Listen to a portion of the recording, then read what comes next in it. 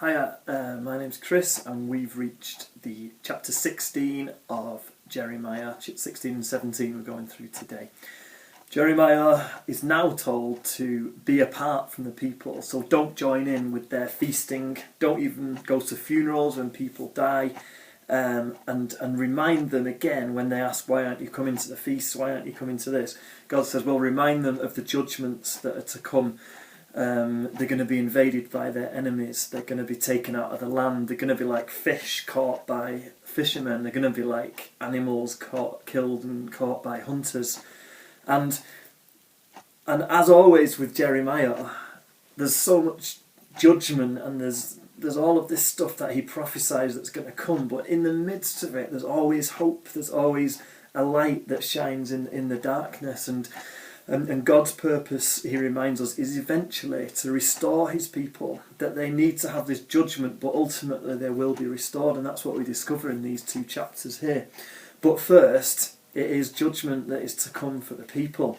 And Jeremiah, in chapter 17, he quotes, he says these lines, "Blessed is the man who trusts in the Lord, whose confidence is in him.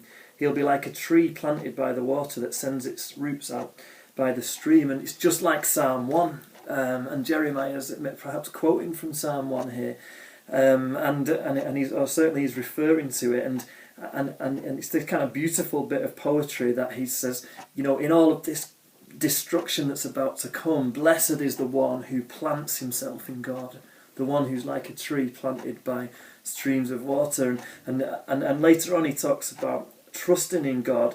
Heal me, O God, and I'll be healed. Save me, and I'll be saved. You are the one that I praise. And so he's got this utter confidence in God and what God will do for him.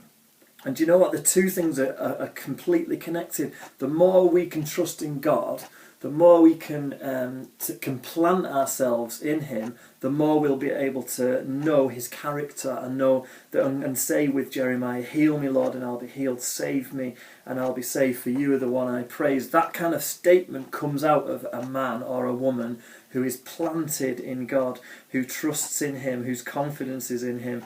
They're like trees planted by water. We can be those kind of people. That's why we're doing this, reading through the Bible every day, because when we read the Bible, it's like planting our roots deeply into God, and each day he can speak to us.